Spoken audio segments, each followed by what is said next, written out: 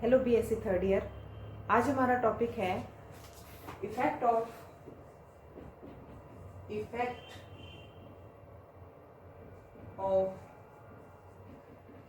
Environmental factors on disease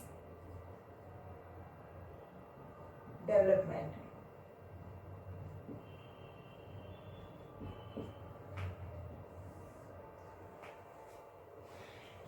जहाँ भी पेड़ उगाए जाते हैं वहाँ हर एरिया में डिजीज़ होगी, और डिजीज़ जो है वो मेनली क्या है, ह्यूमिड टू वेट कंडीशंस में होती है, यानी आर्द्र और गर्म गिले मौसम में होती है।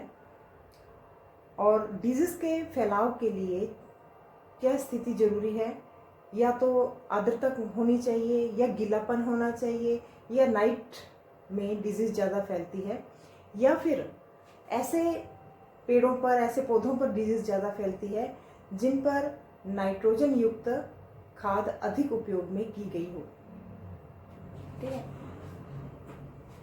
अब है एनवायरनमेंट जो है का डिजीज डेवलपमेंट पर खूब प्रभाव पड़ता है। अदर फैक्टर्स हैं light, soil pH, soil structure,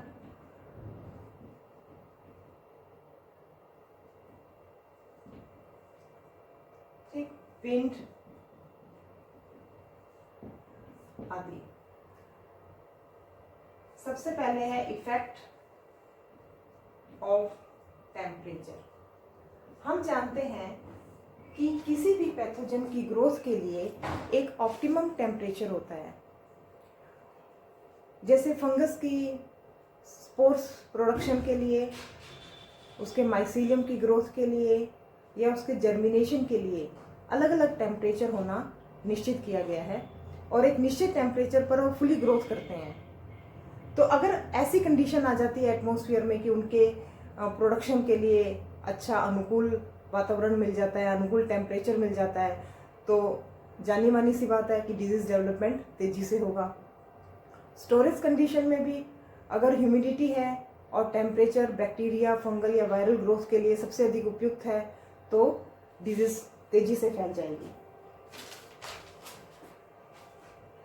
अब जो टेम्परेट रीजन होते हैं उनमें क्या है, विंटर कंडीशन में या फिर अर्ली स्प्रिंग सीजन जो है वो डिजीज डेवलपमेंट में सहायक नहीं होता है। लेकिन जैसे ही टेम्परेचर जो है थोड़ा बढ़ना शुरू हो जाता है, और तब क्या है, पैथोजन एक्टिवेट हो जाते हैं। पैथोजन के एक्टिवेट होने से पैथोजन, इनके एक्टिवेट होने के कारण क्या होता है कि स्पोर जर्मिनेशन,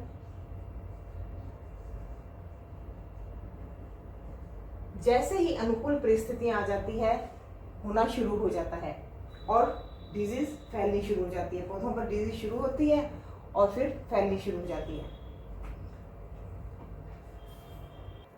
किसी भी पैथोजन की अपनी टेम्परेचर सहने की क्षमता अलग अलग होती है। जैसे कि कोल्ड रीजन में फाइटोप्थेरा इन्फेस्टेंस है जो अधिक सीरियस होता है। Phytophthora infestans late blight of potato का कॉजल ऑर्गेनिज्म है, जबकि पॉलिटोट्राइकम के लिए हाई टेम्परेचर की आवश्यकता होती है।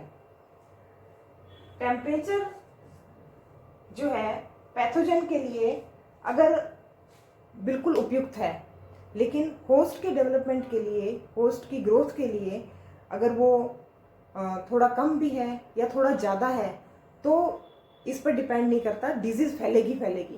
लेकिन पैथोजन के लिए अगर उपयुक्त टेम्परेचर है तो डिजीज फैलेगी।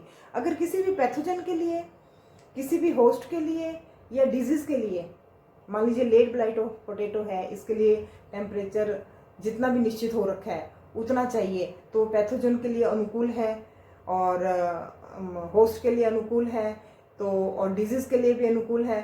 तो लेकिन डिजीज डेवलपमेंट किस पर निर्भर करेगा, कि वो पैथोजन जो है, वो टेम्परेचर जो है वो होस्ट के लिए पैथोजन के लिए उपयुक्त है या नहीं है। ठीक है ना, जो टेम्परेचर है वो पैथोजन के लिए उपयुक्त होना सबसे ज़्यादा जरूरी है। अब है इफेक्ट ऑफ मॉइस्चर।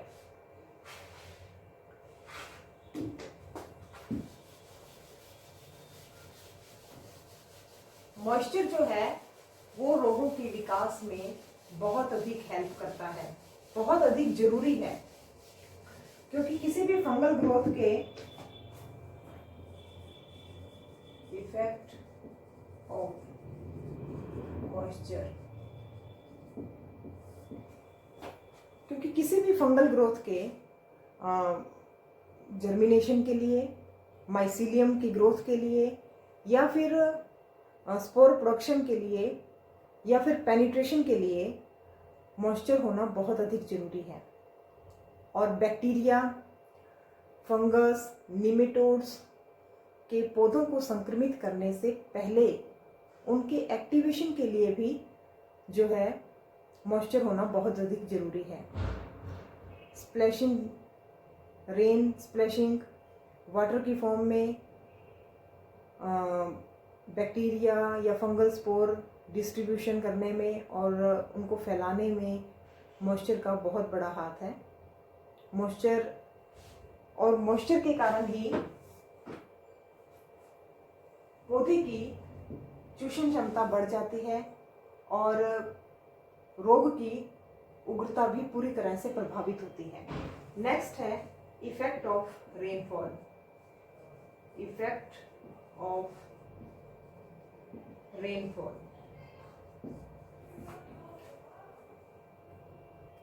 रेनफॉल भी डिजीज डेवलपमेंट को बहुत अधिक प्रभावित करती है। Late blight of potato, apple scab, downy mildew of grapes, जो आदि डिजीज हैं वो हाईली रेनफॉल एरिया में बहुत ज़्यादा होती है, या ऐसे एरियाज में होती है जहाँ पर रिलेटिव ह्यूमिडिटी बहुत ज़्यादा होती है। नेक्स्ट है effect of relative humidity. Effect of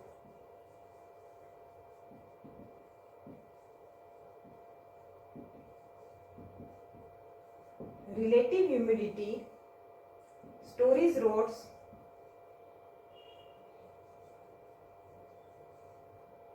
और फंगल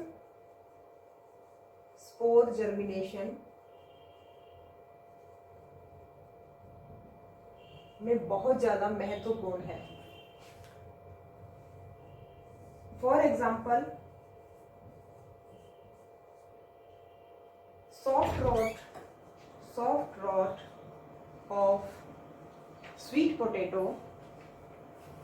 इस प्रकार soft rot of sweet potato में यदि रिलेटिव ह्यूमिडिटी को 85 से 90% तक मेंटेन कर दिया जाए तो स्टोरेज एरिया में जो डिजीज का डेवलपमेंट है वो नहीं हो पाएगा।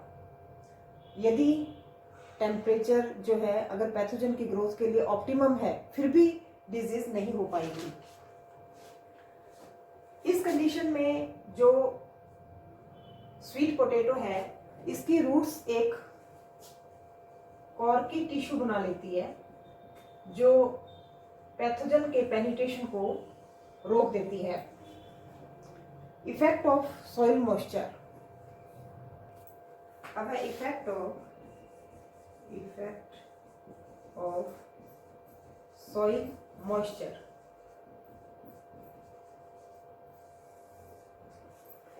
रूट रॉट डिजीज के डेवलपमेंट के लिए सॉइल मॉइस्चर का हाई और लो बहुत अधिक प्रभावी पड़ता है। अगर सॉइल मॉइस्चर हाई है तो डिस्ट्रक्टिव वाटर मोल्ड फंजाई की ग्रोथ बढ़ जाती है। अगर सॉइल मॉइस्चर लो है यानी ऑक्सीजन डिक्रीजिंग लेवल पर है और कार्बन डाइऑक्साइड इंक्रीजिंग लेवल पर है तो ये रूट ऑर्गेनिज्म के लिए ससेप्टिबल होती है। ठीक है, यानी कि डिजीज बहुत ज्यादा होती है। अब है इफेक्ट ऑफ विंड। हवा का प्रभाव तो फंगल स्पोर के डिस्ट्रीब्यूशन में पड़ता ही पड़ता है, स्प्रेडिंग में, है ना। इफेक्ट ऑफ विंड, अगर हवा शुष्क है तो जो रोगी पौधों पर कॉनिडिया बने हैं वो हवा के द्वारा रोगी पौधों से हेल्दी प्लांट्स पर चले जाते हैं, दूसरे खेतों में चले जाते हैं, जिससे डिजीज हो सकता है, महामारी का रूप भी ले ले। और यदि बारिश हो रही हो और तब हवा चले, तब तो बैक्टीरिया का जो स्पोर है वो भी रेन स्प्लैशिंग के द्वारा, यानी कि जब बूंदें पत्तियों पर पड़ती हैं तो बिखराव होता है, ठीक है, स्पोर्स का बिखराव होता है, बैक्टीरियल स्पोर्स का, तो वो इन्फेक्टेड प्लांट से हेल्दी प्लांट्स पर चले जाते हैं। अब है effect of light. Effect of light, light का भी पौधों के विकास पर बहुत अधिक प्रभाव, पौधों में रोगों के विकास पर बहुत अधिक प्रभाव पड़ता है। कम प्रकाशीय तीव्रता में जो पौधे हैं वो इटियोलेटेड उत्पन्न होते हैं, यानी उनमें पीलापन लिया हुआ होता है। पीलापन लिया हुआ होगा तो उस पर पैथोजन आसानी से आक्रमण कर देंगे, ठीक है। और फिर है इफेक्ट ऑफ सॉइल पीएच, मिट्टी की अम्लता या क्षारकता पर भी रोग का विकास निर्भर करता है। जैसे पोटैटो स्कैब जो है, स्कैब डिजीज 5.2 pH पर इसके पैथोजन जो हैं वो सप्रेस्ड हो जाते हैं, जबकि 5.2 से 8 pH तक या इसके ऊपर होने पर ये रोग महामारी के रूप में फैल जाता है। Effect of soil type,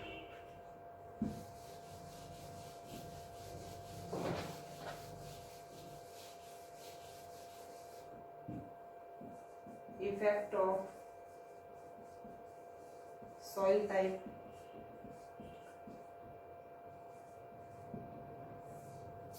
loam soil होती है, जो दोमट मिट्टी होती है, वो विशेष प्रकार के पैथोजन के लिए उपयुक्त होती है और अन्य के लिए क्ले मिट्टी उपयुक्त होती है।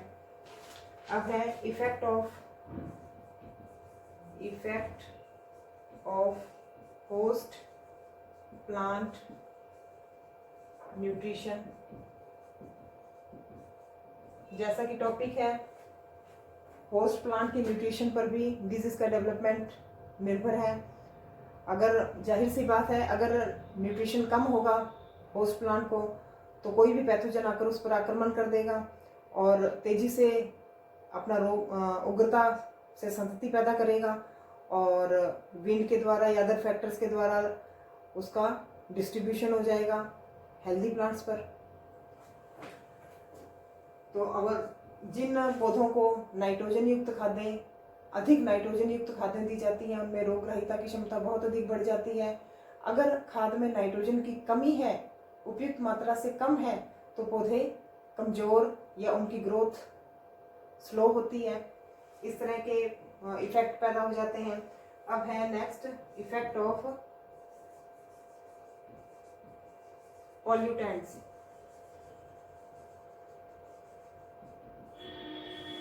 एयर पोल्यूशन का पौधों पर बहुत अधिक प्रभाव पड़ता है। उनकी पत्तियों पर चकत्ते धब्बे बन जाते हैं, साफ लक्षण दिखाई देने लगते हैं और धीरे धीरे रोग फैलता जाता है पॉल्यूशन का एरिया बना रहे तो।